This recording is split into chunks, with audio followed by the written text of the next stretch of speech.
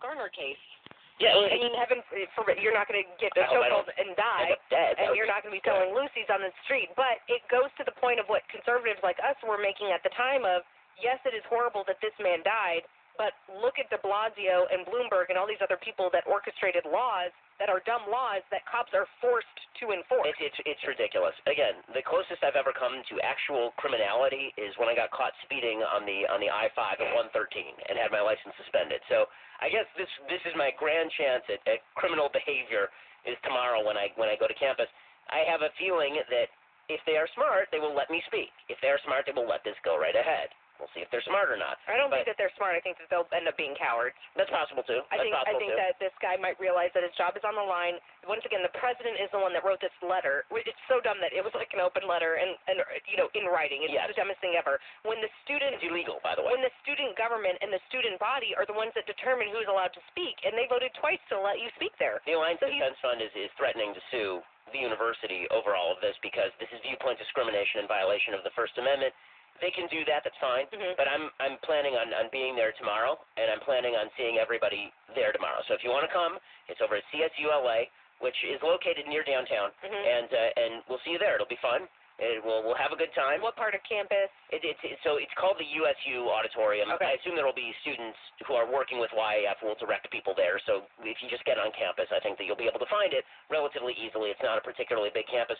Follow the Black Lives Matter protesters? Yeah, exactly. Follow the cops. And the professor that lifts? Yeah, there is one professor who's threatened to wrestle students saying, quote, unquote, I lift, bro. Threatening the white supremacists who invited me. Well, we had a the KKK-hooded people at CSULA, which, by the way, is a 90% minority campus. Really? Oh, yeah. Well, they've had Cornel West speak there before. Tim Weiss is speaking there. They've had Angela Davis, who's a former communist terrorist, speaking there. And by the way, William Covino, did they have like Ann Coulter and Angela Davis on the stage at the same time? Because if they didn't, then what? Seriously? No. William Covino, who's the president of the university, MRC, the Media Research Center, they've done some digging on him. They found out that he was formerly the chair, I guess, at Fresno. And when he was at Fresno State, he allowed Bill Ayers to speak to students, no problem. Oh. And that was not a problem. And as head of CSULA, he's accepted a hefty donation from former communist activists Sharon Diallo Sandoval and David Sandoval.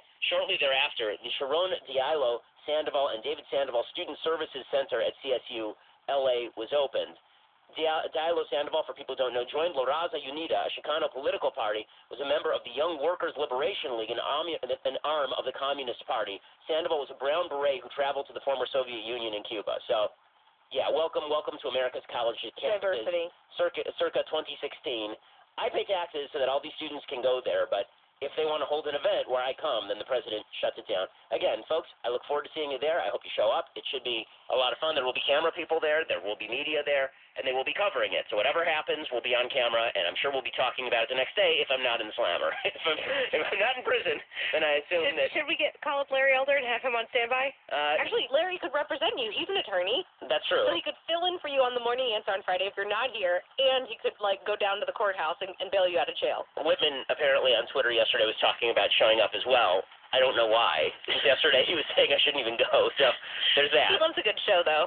Oh, come on. I mean, if there are cameras there, Whitman will be there in some form or fashion. Bounce back into health. I'm the funniest person you've ever met. Trust me. Yeah, he did say that at one point. All right. So as we continue here on The Morning Answer,